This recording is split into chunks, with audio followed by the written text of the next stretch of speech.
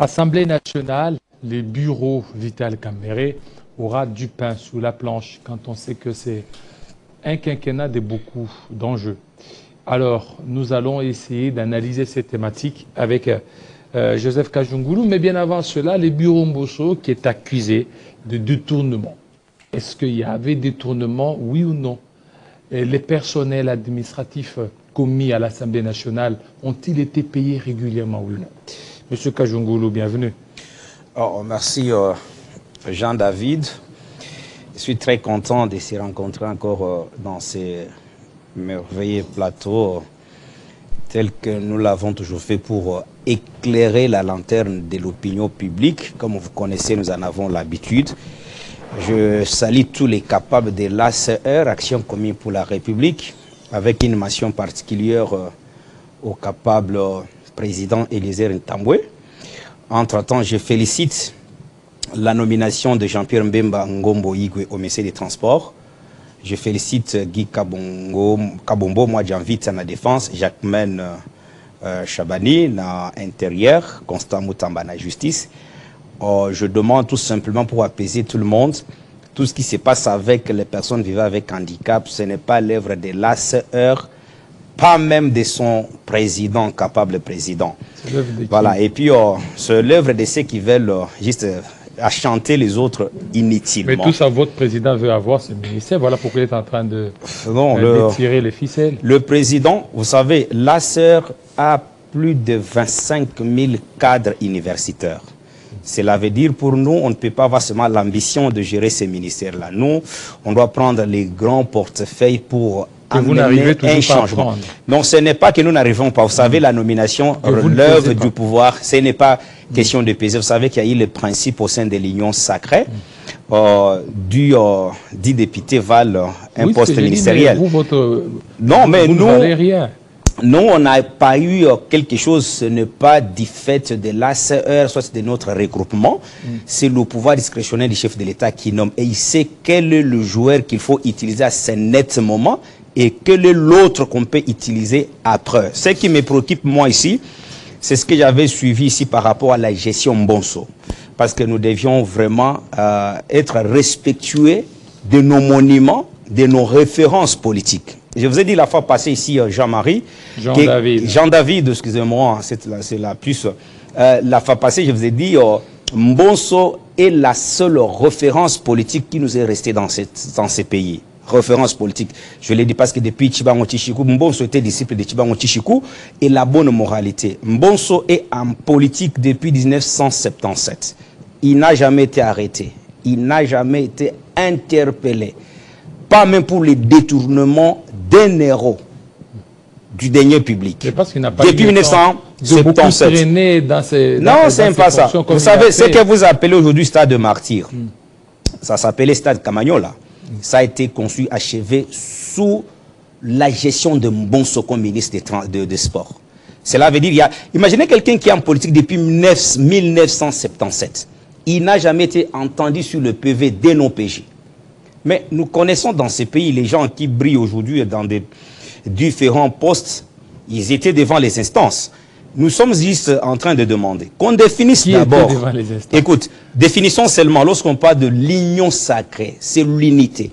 Lorsque nous sommes dans l'union sacrée, et nous savons que le chef de l'union sacrée, c'est le président de la République, Kampanganzevu, Félix-Antoine Tshisekedi-Tshilombo, quand il est là, il a mené, il demande tout le monde d'être dans cette unité, créer cette cohésion pour le bien de notre pays. Mais nous n'allons pas accepter quelqu'un qui passe ici, parce qu'il est du parti du président, l'actuel président de l'Assemblée nationale, Vital Kamerhe, qui je salue en passant, il vous dit les inepties.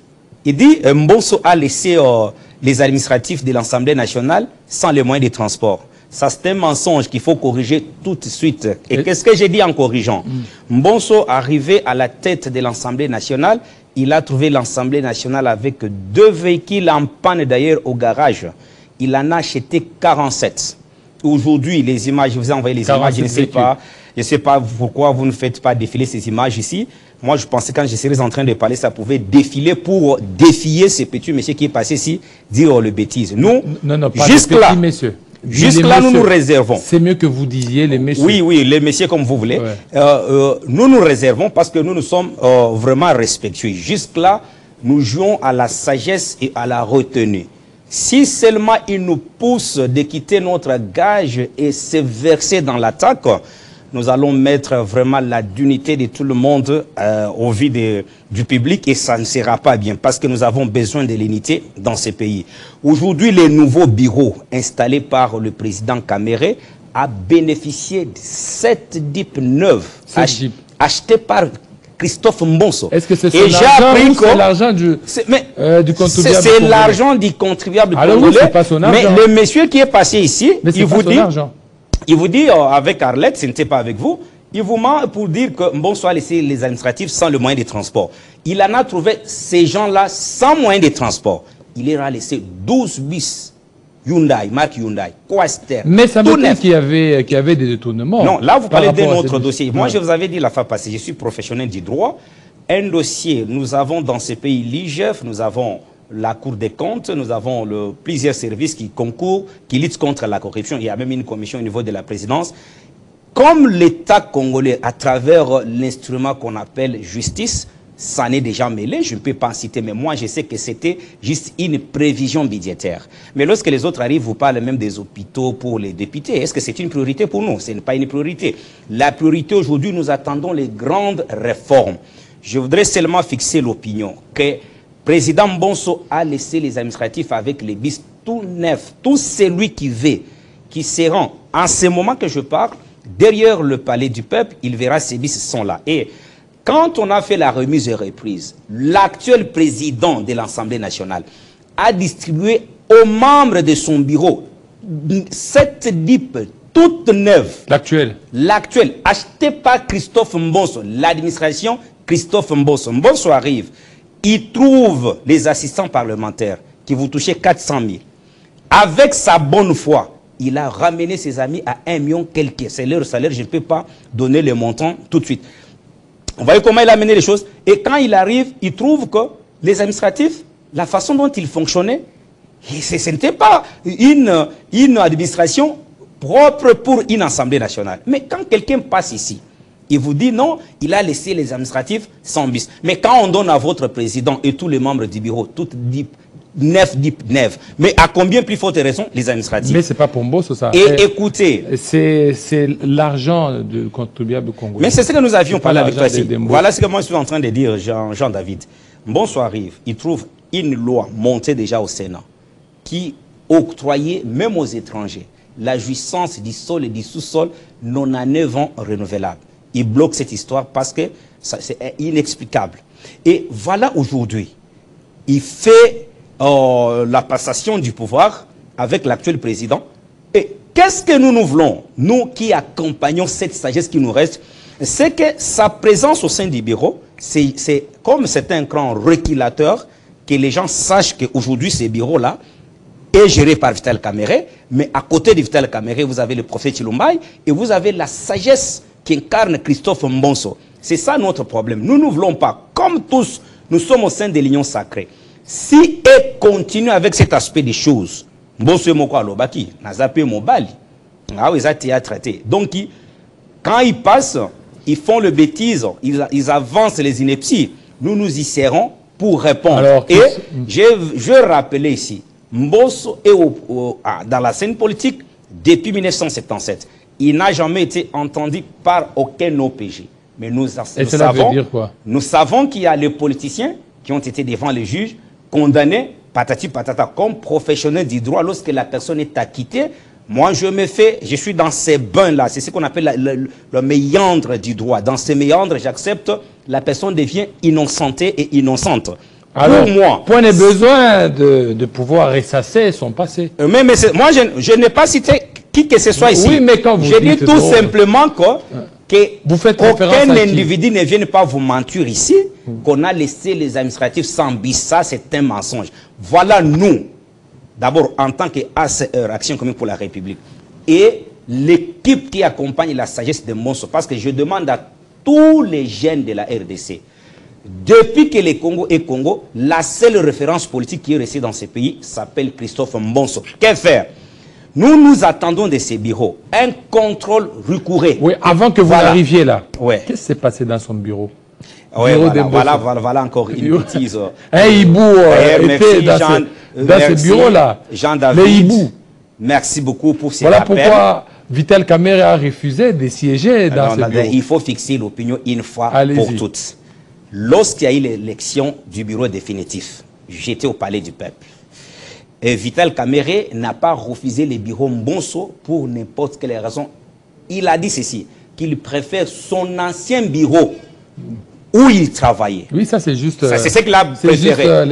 Au jour d'aujourd'hui... Spirituellement, il n'y a pas question de spiritualité. Nous sommes en politique. Il a senti des choses. Je demande à tout Congolais, aujourd'hui, les bureaux qu'occupait Mbonso comme président de l'Assemblée nationale est occupé au jour d'aujourd'hui par le premier vice-président, le professeur Chilumbaï. C'est lui qui occupe ces bureaux-là. S'il y avait les mystiques là-dedans, lui ne pouvait pas en occuper. L'image que vous aviez vue, c'est une ancienne image prise dans la toilette des députés à l'Assemblée nationale. Ancienne image. Ce n'est pas une image récente, c'est du mensonge. Parce qu'actuellement, Mbonso équipe le bureau qui est juste au rez-de-chaussée. Je ne peux pas donner tous les détails ici, nous sommes sur un plateau de télé. Donc, le bureau qu'il occupe aujourd'hui, si vous y entrez, vous n'avez même pas aucun trou où les hiboux pouvaient s'infiltrer. Cette image est dans la toilette. Et quand c'est prise, nous y étions. Nous avions même vu de nos propres yeux. C'est dans la toilette des députés. Mais on vous dit, parce qu'il y a aussi les tueurs de ficelles, hein, les gens qui n'aiment pas voir Mbonso parce que c'est un bon conseil du chef de l'État, ils ne veulent pas voir Mbonso à côté de Félix. Mais rassurez-vous que parmi tous les collaborateurs du chef de l'État, Mbonso est dans la première ligne des conseils du chef de l'État. Parce qu'il est dans le mysticisme. Non, ce n'est pas ça. Écoute, tu sais, moi je suis chrétien. Moi, toi tu es pasteur, moi je suis chrétien. Moi je pense que faire la politique, nous avons Joseph, vous êtes chrétien comme moi. Joseph est passé premier ministre en Égypte en tant que chrétien. Nous avons Daniel qui a transcendé 4 royaumes, de Nabucodonosor jusqu'au roi Astartés. Donc 4 royaumes. Cela veut dire quand vous avez Christ en vous, vous êtes plus que... Mais je vous dis tout simplement pour éclairer l'opinion que les hiboux qu'on appelle en lingala, Hesulunkutu, n'a pas été trouvé dans les bureaux de Christophe Mbonso. Ça c'est évident. Mais moi je voulais lancer seulement l'appel. C'était les combats, on est passé aux primaires. Mais voilà, le primeur a fait passer Vital Kamerhe. Mais quand nous sommes allés aux élections, je peux dire effectives, quand nous sommes passés aux élections effectives, Mbonso a plus de voix que Vital Kamerhe. Ce n'est pas mon problème ici. Admettons, réfléchissons en absurde. Si c'était tout simplement que les jours des élections effectives, c'était la concurrence, Mbonso serait président de l'Assemblée nationale aujourd'hui. Non, ça c'est... Ne refusez pas parce que vous aviez vos salons, peut-être à la proximité, avec ses amis. Menjoli, c'est les meilleurs élus de vous. Non, Menjoli, à quel poste? Rapporteur. Je parle du président. Je parle du président. Écoutez, parce que... Il y a l'enjeu quand... Écoutez, vous savez que de l'autre côté, ils ont mobilisé même l'opposition à leur faveur, mais ils sont en deçà de Christophe Mbonso. Oui, le contexte... Ça doit être noté. Le contexte est tout à fait différent. Comment? Le contexte est différent parce que si c'était au niveau de la présidence, peut-être il devait y avoir autre chose. Alors, il ne faut pas comparer le contexte. En plus, là, il a été élu en tant que ses deuxième vice-président. Vous défendez bien, vous me posez des questions. Je vous pose des questions. Oui. Parce que lui, c'est au niveau de deuxième vice-président. Non, non, il n'avait pas de concurrent. Non, non, écoute. Mais écoute, voilà, il y en avait, mais vous savez ce qui s'est passé. Vous êtes un grand journaliste. Parce que, avant que je finisse, je dois placer un mot sur les réformes que nous attendions de ces bureaux. Moi, je dis ceci. Ces jours-là, si c'était les élections, donc d'une manière définitive, en concurrence, M. Modeste Bati, Vital Kamerhe et le patriarche Mbonso, les patriarches allaient passer président de l'Assemblée nationale. Pourquoi lui et puis, lorsqu'on a eu ces élections, il a refusé. Il a refusé quoi? Il a refusé qu'il y ait une concurrence sur son poste. Moussa Nyamouissi était là. Non, non, écoute. Il devait accepter Moussa. Je pense que vous me posez des questions. N'affichez pas l'attitude de quelqu'un qui défend un camp. Vous devez être neutre, comme vous l'avez toujours été. Je vous pose des questions. Mais c'est ce que j'ai dit. Moi, pour moi, j'estime que ces bureaux-là, à la présidence, tout comme à la première, deuxième vice-présidence, Mbonso a eu plus de voix que ces deux chefs, je peux le dire, selon l'ordre. Mais à mon avis, ce qui me préoccupe, Mbonso, on lui doit du respect. Et je demande à ces amis-là, qui se permet toujours, même dans les réseaux sociaux, même la question des libous dont vous avez fait allusion ici, nous avons les éléments qui se maîtrisent et qui se respectent. Parce que si nous ouvrons toutes nos armes, vous allez très mal gérer cette histoire que vous estimez être... Mais à tous les niveaux. À tous les niveaux. Oui, à tous les niveaux. Ou à tous les niveaux. Mais oui, il n'y a pas de problème. Comme vous voulez nous attribuer ces hiboux. D'ailleurs, je vous dis, c'est dans la toilette des députés. Jean-David, voilà ce qui intéresse les Congolais. Vous savez, dans ce pays, on a fait de l'IGF une structure extra spéciale. Pourquoi? Parce qu'à un certain niveau, l'Assemblée nationale doit jouer, soit n'avait pas totalement joué son rôle, dans les chefs de certains élus. C'est ici l'endroit, j'ai salué aussi l'honorable Mbaye Mouadi, l'élu de Louilou, chez moi, qui est en train de peaufiner des grandes réformes qui vont vraiment aider la population. Moi, je propose une chose. Je demande au nouveau bureau et à la nouvelle Assemblée nationale de travailler en collaboration avec l'excellence ministre d'État pour insérer dans notre arsenal juridique ce que j'appelle le parquet financier. Parce que le parquet financier va jouer un grand rôle entre la Cour des comptes, l'IGF et tous les services liés au contrôle.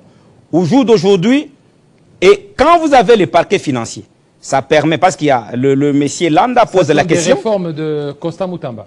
Je ne dis pas de constat, moi je ne parle pas de constat, je dis que ce sont les réformes que je propose. Non, parce que vous parlez du ministre d'État. C'est ce que je demande, que le ministre d'État travaille en collaboration avec l'Assemblée nationale. Parce que si ça venait de lui, ça s'appellerait projet. Si c'est l'un des députés qui peut proposer, c'est une proposition. C'est qu'est-ce que moi je demande. Si on a un parquet financier, et aussi dans notre arsenal juridique, qu'on ajoute ce que j'appelle les juges d'instruction.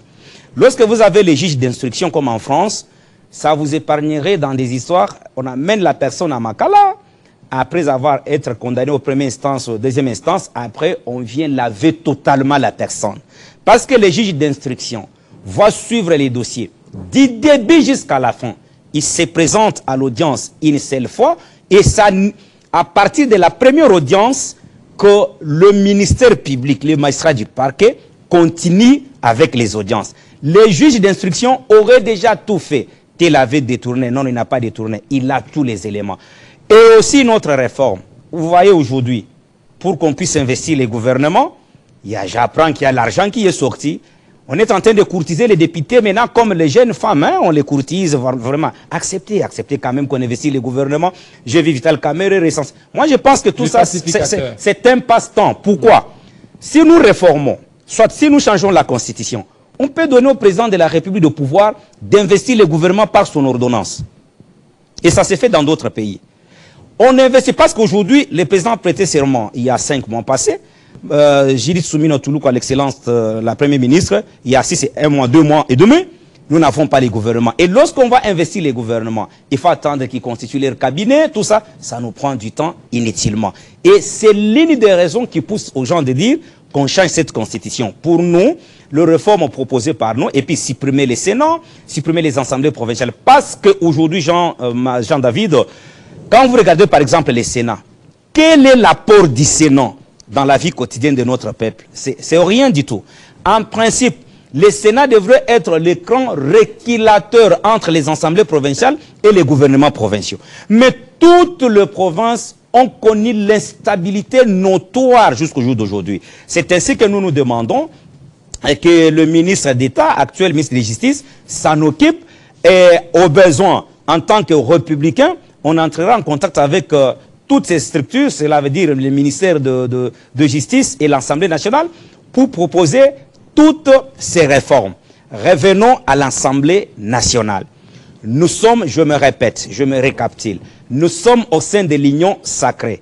Nous évitons tout simplement qu'il y ait la division, soit que les gens utilisent ces pions pour déstabiliser les autres. C'est ce que nous n'allons pas permettre. Christophe Mbonso est là pas du fait de sa volonté, la volonté des députés qui l'ont élu massivement et la volonté du président de la République. Parce que le président, tous ceux qui composent ces bureaux-là, ils sont là du fait de l'acceptation du président de la République. Et je lance l'appel aux dirigeants de ces partis politiques. Je pense que Nous nous connaissons dans ces pays. Lorsqu'il y avait ici l'état de siège, un responsable de ces partis-là est passé pour dire que c'est un échec. Mais aujourd'hui, parce qu'ils ont eu les portefeuilles les meilleurs d'ailleurs, ils ont eu une institution qui est l'Assemblée nationale, tous ils sont en train de parler le langage pour courtiser les chefs de l'État. En politique, je vais fixer les choses. Cette image, c'est ce qui caractérise ce qui sera 2028. Alors, je ne voudrais pas que ceux qui sont à côté du chef de l'État, par l'opportunisme, puissent chercher à déstabiliser les Congolais de souche comme les Christophe Mbonso. Dans ces veines coulent les sangs congolais, de Lualaba jusqu'à dépasser Mwanda-Siou, à Mbakasongo.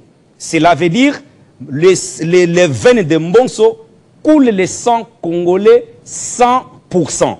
C'est ainsi qu'il lui faut un respect profond. Lorsque vous passez ici pour déposer les bêtises, le mensonge, vous verrez les gens, pas moi comme les autres, viendront pour vous recadrer, mais que l'opinion retienne que Mbonso a laissé 47 véhicules achetés, qui n'a pas trouvé à l'Assemblée nationale. Mentir, ça, c'est faux. Voilà. Nous vous attendons. Aujourd'hui, lorsque vous poussez les députés à un hôpital particulier, est-ce que vous voulez en train de discriminer et de disqualifier d'autres Congolais? Est-ce que ces députés-là se soignent dans nos hôpitaux? Nous connaissons tous qu'ils ont un traitement médical à l'Assemblée nationale. Chaque fois qu'il y a même un petit mot de tête, il sait partir en Europe. Nous ne voulons pas les projets qui risqueront de nous amener encore aux instances. Travaillons pour les grandes réformes et aimons ces pays. Que Mbosso sera une épine dans les pieds ou dans les chaussures de Vital Kamerhe. Mais cela veut dire quoi? Est-ce que l'Assemblée nationale appartient à M. Vital Kamerhe? Alors ça appartient à qui? Ça appartient aux Congolais. Alors... Vital est là. D'ailleurs, je ne sais pas si c'est une prophétie. Souvent, lui n'amène pas, soit il n'arrive pas jusqu'à la fin du mandat quand il est quelque part. Mais cette fois-ci, je ne suis pas un prophète de malheur, mais je dis tout simplement souvent. Et puis la lire, vous voir les choses. Il s'est assagi. Non, mais écoutez. Il s'est assagi. Moi, je pense que... Il ira jusqu'au bout. Non, ça c'est vous. Vous êtes son communicateur, ça ne m'engage pas. Du tout. Faites votre vie avec Vital Kamerhe, communiquez pour lui. Mais nous, nous sommes en train tout simplement... Monsieur Kajungu, j'aimerais que vous retiriez ça. Je ne vous ai... Non, moi je parlais en passant tout simplement que... retirer, il ne faut pas dire que je suis son communicateur. Ah oui, vous n'êtes pas son communicateur alors. On est communicateur, on est... Moi je suis pas... Je suis juste un simple journaliste en train de vous poser des questions. Mais comment toi tu es simple journaliste, tu peux affirmer qu'il va aller jusqu'à la fin, il est pacificateur. Mais c'est comme si vous êtes en train de l'adorer inutilement. Je vous dis, il s'est assagi. S'il vous plaît, je n'adore personne. Je vous dis qu'il s'est assagi. Et que toutes... les revendications ou toutes les réclamations lui sont arrivées.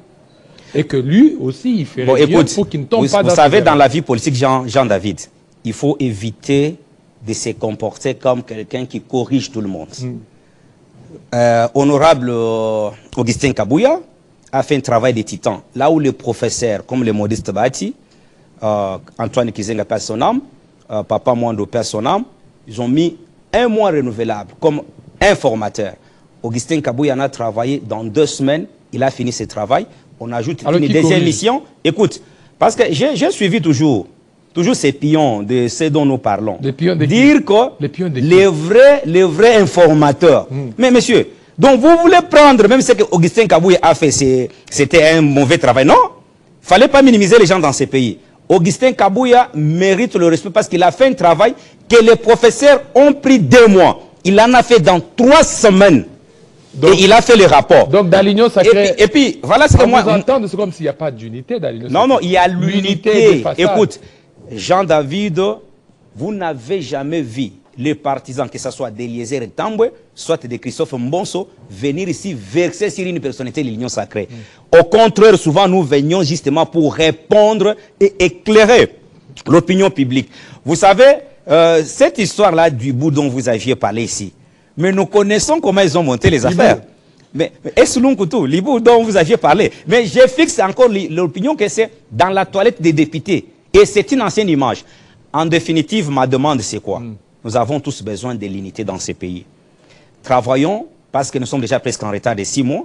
La population attend de ce nouveau gouvernement. Et je demande à Mme Soumino Toulouka et au vice-premier ministre des Transports, je renouvelle encore cette demande. Ne donnez pas, j'avais demandé ça, ne donnez pas à Transco la subvention d'équilibre. J'avais demandé qu'on attende le nouveau ministre des Transports. Comme maintenant au transport, on a Jean-Pierre Memangombo, un homme très rigoureux, très discipliné.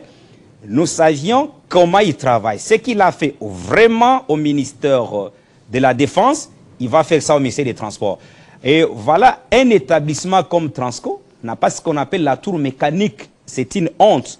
Il y a les dossiers sensibles. C'est ce que nous demandons au VPM des Transports. Une fois la remise et reprise a eu lieu, qui descendent au Transco et au projet Esprit de Vie. Et le projet Esprit de Vie avait comme vocation faire disparaître de la circulation de Kinshasa ce qu'on appelait à l'époque Esprit des morts. Merci beaucoup. Et voilà, il y a tant d'éléments là-dedans. Et nous demandons aussi au président de la République, la sœur Action commune pour la République, c'est un grand parti qui a accompagné le président de la République, qui est le chef de l'État là où il est, avant de dormir, qu'il pense que la sœur existe, l'Action commune pour la République. Monsieur. Et que l'opinion retienne que l'Ibou n'a pas été trouvé dans les bureaux de Christophe Mbonso, c'était un mensonge. Et puis Dédé Mbonso a laissé le véhicule pour parce qu'il y a même, vraiment les administratifs. C'était un mensonge. Je ne vais pas vous poser, parce que je vous pose, ça va me prendre encore du temps. Oui. Mais il dit, demandez à votre invité, parce que lui, monsieur, à partir du Cameroun, monsieur Mampoulou, qu'est-ce que Mbosso a fait d'extraordinaire à la République démocratique? Oh, il n'est pas au courant. Non, je viendrai la semaine prochaine pour vous étaler ce que Mbosso a pu faire. Voilà, pour terminer. Beaucoup de choses. Voilà, par exemple. Non, non, non, non. Oui, oui. Jean-David, vous défendez que vous êtes journaliste. S'il vous plaît. Parce que tout ce que vous allez dire, vous avez déjà dit. Non, mais j'ai beaucoup de choses à dire. Vous êtes à votre 40e formation politique. On dit que vous avez été dans plusieurs formations politiques. Là, je connais ces questions-là. Allez-y. Et ça vous a été posé par les messieurs que j'avais fustigés ici. Je vous pose la question. Je suis dans ma première formation politique que j'ai créée personnellement comme cadre cofondateur. Vous n'avez jamais été à l'FDC? Ngai Kajingul. Atanandoto, Eko Salemate. Jamais. Je peux te donner un témoignage ici. Vous n'avez jamais été à l'UDP. Je préfère que ça ne fasse pas mal aux gens. J'ai eu un appel un jour à 2 h du matin d'un haut cadre de ce parti que vous citez là, pour m'insérer dans un groupe où ils touchaient mensuellement au Sénat. Bon, je refusais. Bon. Et ils m'ont intégré. D'abord, je me suis vu dans les groupes, je pose la question et je fais l'analyse sur les statuts pénals des anciens chefs d'État et des anciens premiers ministres dans ce pays selon notre constitution.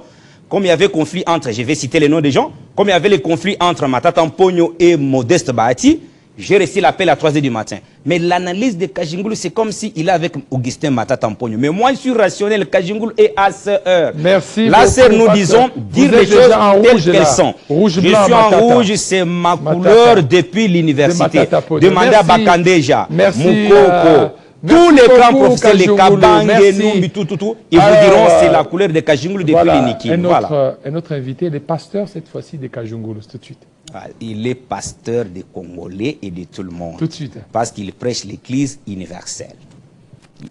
C'est ton collègue d'ailleurs.